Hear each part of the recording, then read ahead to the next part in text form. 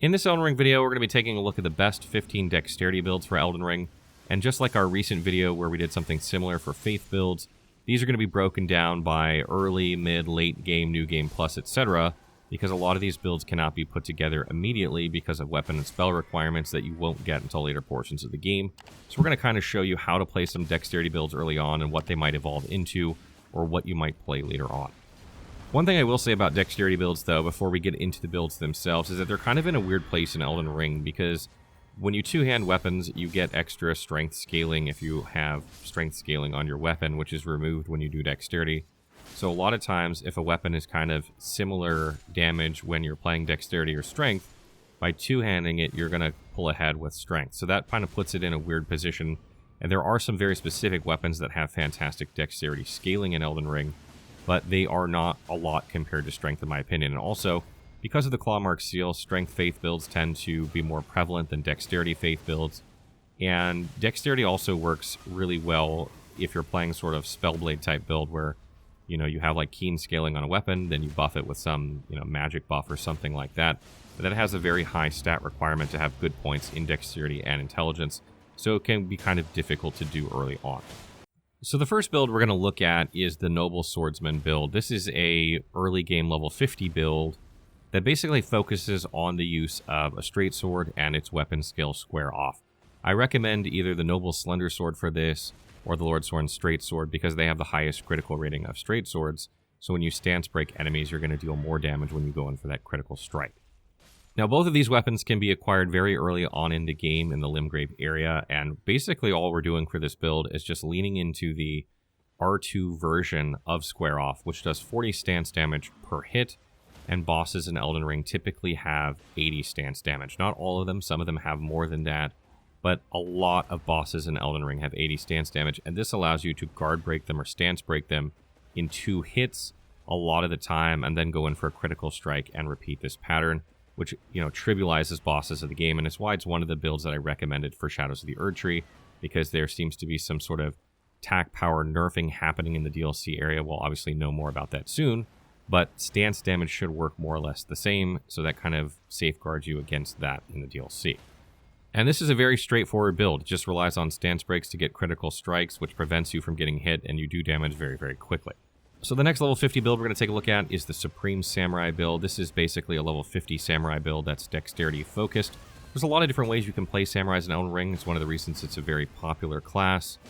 But basically what you're going to do here is you're going to grab the Nagakiba very early on in Limgrave, and you're going to set it to the keen scaling, and you're going to use it with Unsheath, for not a dissimilar strategy to the way the Noble Swordsman works. You're going to be using the Unsheath R2 variant to stance break bosses in 3 hits, but you also have on this weapon bleed buildup natively, so that allows you to get bleed, you know, ripping off huge hemorrhage chunks on bosses during these fights as well. And because we're set to the keen infusion, you can use something like blood grease on the weapon to give you further bleed buildup, or like, you know, fire buffs or lightning buffs, depending on what boss you're facing, in order to further increase your damage. And that's kind of the strategy of that build. It's pretty straightforward. You can put it together very early on in the game, because Nagakiba is acquired very early on, and so is Unsheath, and Greases can be acquired very early as well. And the last level 50 build I can recommend for Dexterity is the Magus build. This is a build that focuses on Dexterity and Intelligence, so it's a hybrid build compared to the other two. And the idea here is that you're going to be using a Rapier, which has very high critical rating, 130 if I'm not mistaken, allowing you to get incredible damage when you critically strike enemies, and you're going to pair that with the Ash of War Glintblade Phalanx in order to stagger enemies very, very quickly and then go in for critical strikes. Glintblade Phalanx has very high stance damage.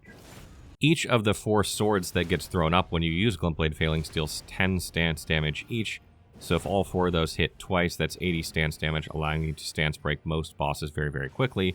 But you can also use a follow-up attack with this weapon skill, and the stance damage that you will deal is based on the weapon type that you're using. In this case, we're using a thrusting sword, so you'll gain 16 stance damage with the follow-up. So you don't even have to hit with all the blades, as long as you can hit with the follow-up as well on bosses in order to stagger them in 2 uses of this. And one of the things I really love doing with this build is using the Assassin Cerulean Dagger with it, because when you stance break enemies and then go in for a critical strike, you'll actually refund the cost of this weapon skill, allowing you to use it basically for every enemy you come across, which makes it particularly deadly. You don't have FP management problems with this build, and because you have the weapon set to the keen scaling, you can also buff your weapon like Scholar's Armament in order to further increase your damage.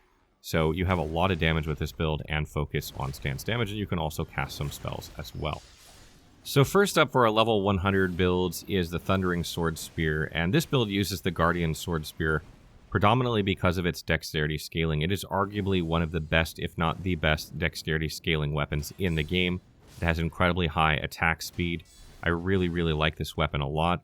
And one of the things is that we're using the Ash of War Thunderbolt, and this Ash of War actually increases its damage based on your dexterity scaling. So using a weapon that has fantastic dexterity scaling, like the Guardian Swordspear, will actually increase the damage that you deal with this Ash of War versus other weapons that have higher base damage but lower dexterity scaling. And so the general idea with this build is that you're going to go around on the landscape and you're just going to use Thunderbolt in order to take out enemies from very long range without even having to engage in melee range sometimes. But you can also use your Jellyfish Shield in the offhand to further boost your damage when you're meleeing. And, you know, later on in the game when you have more stats, you can like pick up some points in Faith and use Flame Grant Me Strength, Electrify Armament, Golden Vow, etc. to further boost your damage. So you get very, very high damage with this build, and you have a very good ranged option in Thunderbolt. So next up is Stormblade. This is actually an all-game build. You can use this from the very beginning of the game.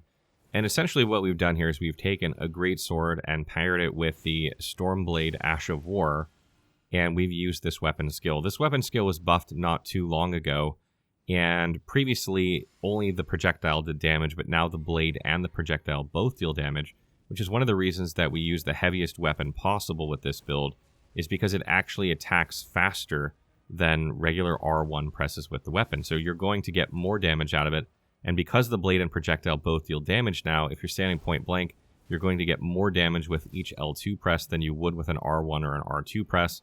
So it basically becomes your default attack, and it has some range, giving you a ranged option at the same time, which works out very, very well. And it does not take very long to find Stormblade or an early game greatsword, so you can put this build together very, very quickly. And up next we have the Bloodhound build, and this is another all-game build that you can actually use earlier on than level 100, because you can pick up the Bloodhound's Fang very, very early on in the game in Lingriv, and use it from that point forward. So essentially the way this build works is that you're going to two-hand the weapon, which works out really well early on because it makes it easier to manage your equip weight, and you're going to lean into its weapon skill, Bloodhound's Finesse, which basically allows you to like dash through an attack and then dash in an attack again. And there are iframes associated with this, so if you get the timing down on these, you tend to not get hit. It does decent damage, and it gives you incredible mobility. And another thing that I really love about this weapon is it has native bleed buildup on hit, allowing you to also, set the hemorrhage status effect on enemies, and it can also be buffed. So you can add blood greaves to this to give you further bleed buildup, or add fire to it or lightning to it, depending on what boss you're facing, making the Bloodhound's Fang just one of the best weapons in the game, in my opinion. And it just gets stronger and stronger the more you upgrade it. So it's going to be a build that you can play very early on throughout the whole game and just do really, really well. So moving along to level 150 builds, first is the Lightning Dragoon build. This uses the Bolt of Gransack's weapon, which is a spear that does some physical and lightning damage. And its weapon skill, Ancient Lightning Spear, is absolutely deadly with this weapon. It has extremely long range, it can be charged up for extra damage, and it does 100% lightning damage. It means you can use something like a Lightning Scorpion Charm, Shard of Alexander, Ritual Sword Talisman, to all boost the damage of this weapon's skill. And the idea behind it is that you block, counter, and turtle behind a Great Shield, and then, fling these Ancient Lightning Spears as necessary at enemies, and it works really, really well. And the reason this is a level 150 build is this weapon cannot be found until very late in the game, and it's actually missable, so it's one that you have to pay attention out to get, or you won't be able to put this build together. Next up is the Golden Champion build. This is another level 150 build that uses the Ornamental Straight Sword, and this weapon can actually be found at the very beginning of the game if you can defeat the Grafted Scion boss at the very beginning. But not a lot of people are going to be able to beat this on their first playthrough or even subsequent playthroughs because it's quite difficult to do on a new character, which is why we have this as a later game build when you can return to this area and defeat this boss. Now, what I really love about this weapon is that it's a paired weapon. It's one of two weapons that aren't claws or fists that are paired, and this allows you to use a sword and shield and block counter if you want, but then also buff with Golden Tempering, allowing you to do further subsequent attacks with R2 that does a special flurry of blows and automatically dual wields the weapon even if you're one-handing it. So you can go back and forth between dual wield and single-handing very, very easily, and you can deal very, very high damage by buffing your damage with things like Rotten Wing Sword Insignia or Millicent's Prosthesis, because this attack with the buffed R2 attacks so rapidly, allowing you to just build this up quickly and deal substantial damage. Up next is the Black Knife Assassin build. This is a dual daggers build. This might actually be the only dual daggers build I have made to date, although we'll probably have another one coming when we do the daggers video. But this uses 2 Erd Steel daggers as your main weapons with the Black Knife as a backup in your main hand in order to use its weapon skill Blade of Death when you want. So the idea with this build is that the Erd Steel daggers actually scale physical damage with both Dexterity and Faith, allowing you to pump both of these stats and still deal exclusively physical damage with this setup. And this allows you to use things like Golden Vow and Flame Grant Me Strength to boost your damage because you're dealing physical damage exclusively, and deal tons of damage to your enemies with rapid or L1 attacks, and have something on your weapon like Quick Step or Bloodhound Step to dodge attacks as needed. And then you can swap to the Black Knife when you need and use Blade of Death like lead off in a boss fight before swapping back. So this brings us to the Blackflame Bushido build, which is kind of a progression of the Supreme Samurai build in that you're going to be playing with Dexterity predominantly on your Nagakiba and using something like Double Slash or Sword Dance, Phantom Slash, something like that. But you're also going to invest heavily in Faith in order to, get more damage out of Black Flame, out of Black Flame Blade, out of Blood Flame, out of, any Black Flame spells.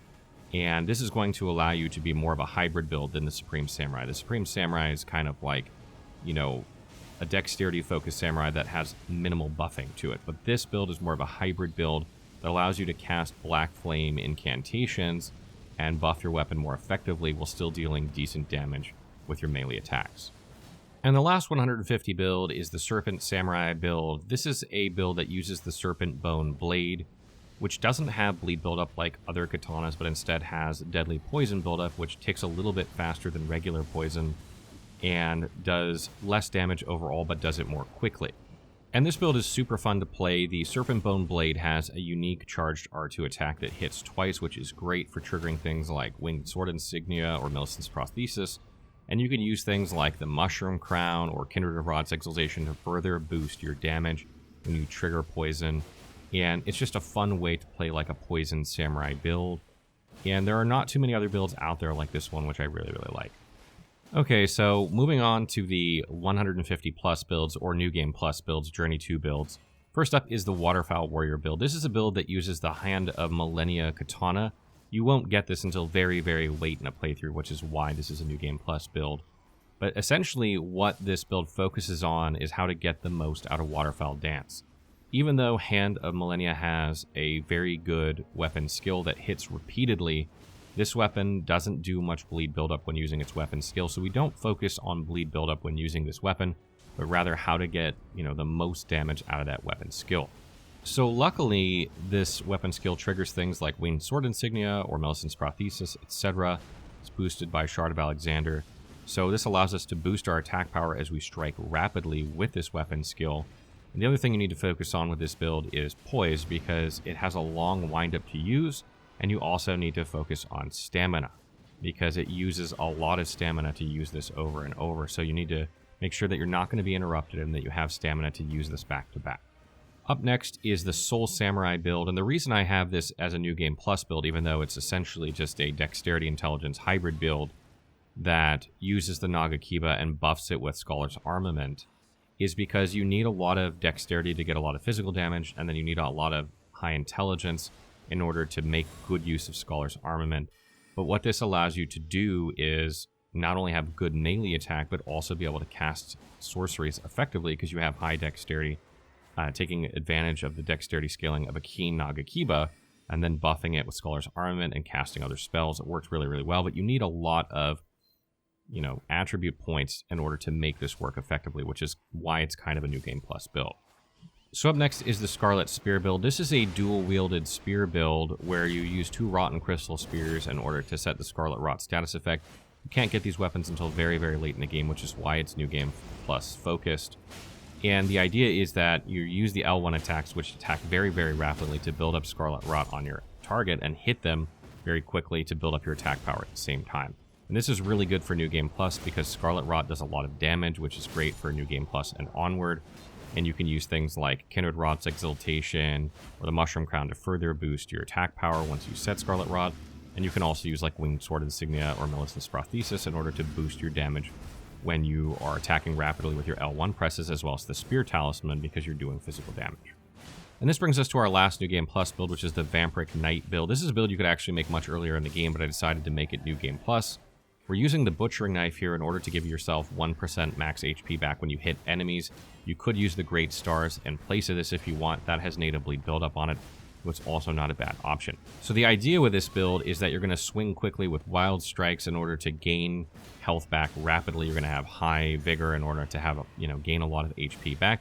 And you're also going to give you things that give you like health over time or replenish health over time, like Taker's Cameo or, like talismans that give you health back over time, so that you're constantly topping yourself off. It's a very tanky build that's very hard to kill because you're constantly gaining health even when you're trading damage. So that wraps up our video on best dexterity builds in Elden Ring. I hope you guys got something useful out of this build. I know people love watching the showcases. We'll try and get a couple more of these out. I'm going to try and get a weapon video done later this week as well. I think it's probably going to be daggers at this point. So if you've been wondering how the daggers hold up in Elden Ring, make sure to stay tuned for that video.